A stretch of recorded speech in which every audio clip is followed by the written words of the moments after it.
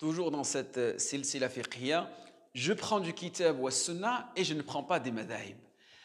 Souvent, j'entends cette phrase parmi les étudiants, même parmi les musulmans lambda, qui, dans le fiqh, se basent plus sur des livres de hadith que des livres de jurisprudence.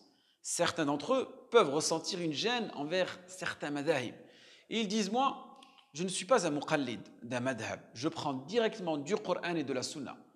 Alors qu'en réalité, il suit un savant contemporain sans le savoir, sans s'en rendre compte, qui lui aussi suit ou suivait un autre savant, ou bien les fondements d'une école juridique.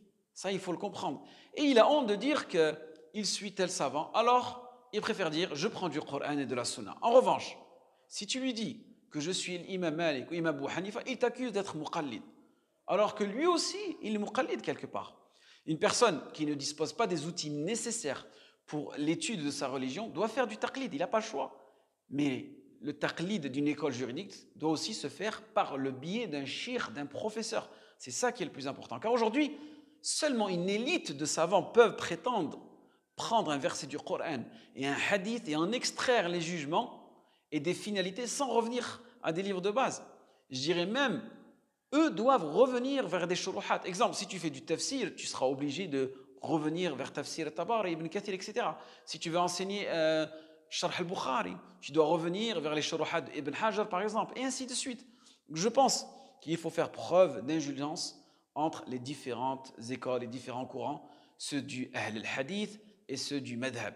Et je pense que nous avons tous le même fond, sauf la forme, elle diffère. Et cela ne doit pas être un sujet de divergence et de sectarisme dans les deux camps, que ce soit Ahl al-Hadith ou Ahl al-Fiqh. Car celui qui dit que je suis un madhab revient vers son shir du madhab. Et celui qui dit je ne prends que du Coran et de la Sunna suit lui aussi un shir. Et cela est très bien. Sauf que leurs méthodologies seront différentes. Le premier, il puisera plus dans des livres de jurisprudence, comme par exemple Mukhtasar Khalil ou par exemple Al-Mourni. Et d'autres, plus dans des livres de hadith, comme Umdat al-Ahkam, Bulugh al-Maram, Al-Muntaqa, et ainsi de suite.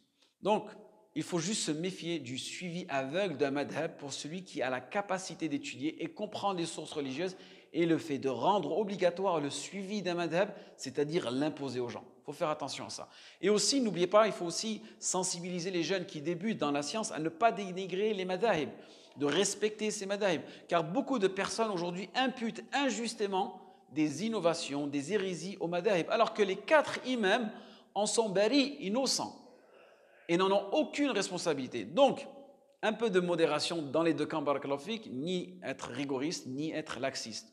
Nous sommes tous frères, innamal mu'minuna ikhwa. Se diviser sur des choses mondaines, à la limite, plus ou moins compréhensibles, mais sur du ilm, la science, qui est la lumière du musulman, l'héritage des prophètes, wallahi, c'est un peu triste quand même. Donc, faisons preuve un peu d'indulgence.